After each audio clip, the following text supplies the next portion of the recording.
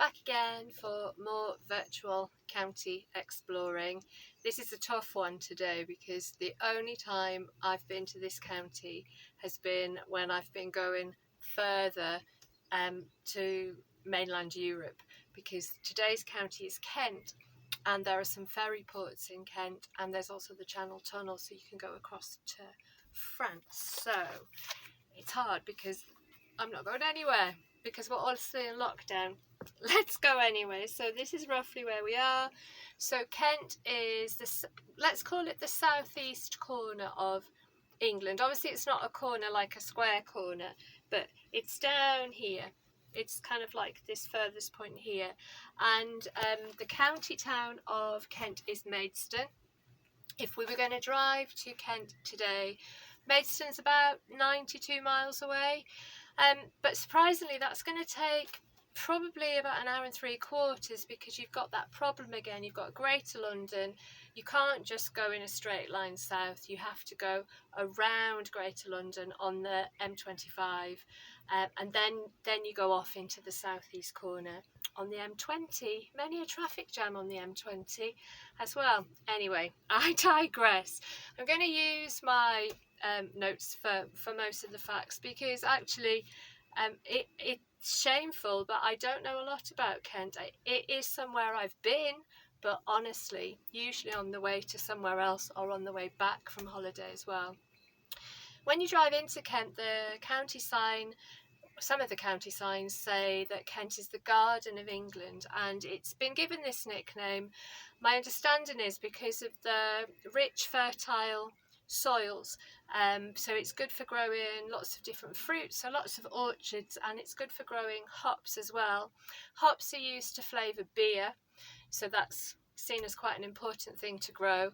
And you see in Kent these quite unusual shaped buildings that are called oast houses, and they're used to dry the hops as well. Now, I mentioned the Channel Tunnel earlier. I have to confess I got a little bit obsessed about the Channel Tunnel when I was researching about Kent. So Kent is a coastal county.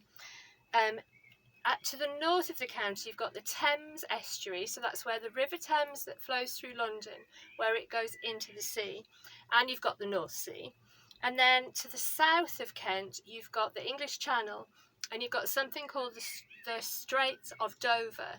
So it's only about 21 miles across the Straits of Dover from Kent to France. So for many, many years, actually right back into the 1800s, people mused with this idea that you could actually dig a tunnel and go underneath the English Channel, the Straits of Dover, and get from our island across to mainland Europe.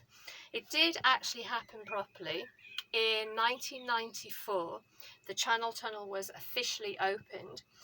So I'd been on their website, and there's loads of interesting facts on there. So the Channel Tunnel, you enter it in a place called Folkestone in Kent, on this side of the English Channel.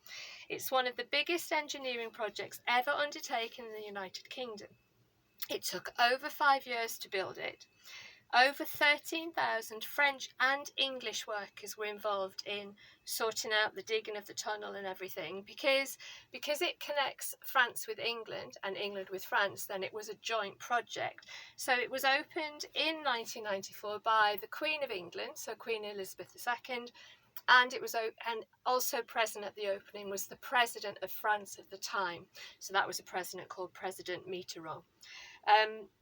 Now, this is what their website says. I just thought these facts were great. So if these facts are wrong, it's not my fault. I got it from their website. It means their facts are wrong. But it says, since completion in 1994, the equivalent of 6 times the population of the United Kingdom has crossed through the tunnel.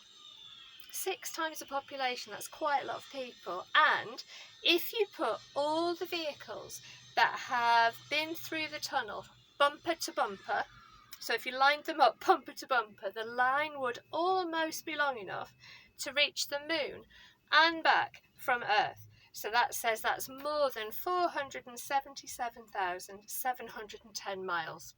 I thought those were good facts. My last little facts, not particularly geographical, but just things that I found out when I googled interesting facts about Kent.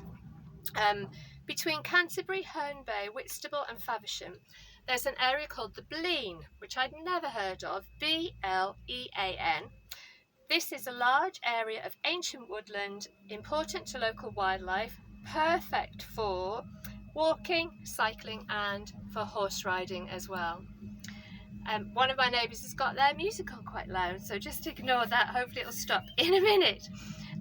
Leeds Castle is also in Kent, and this has a nickname.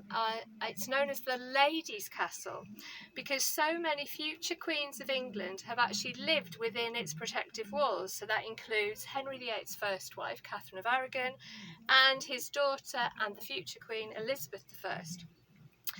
My last fact about Kent, again, I just went for things that I'd never heard of myself. So the village of Chiddingston, near Sevenoaks in Kent, is completely owned, entirely owned by the National Trust, with the exception of its church and its castle.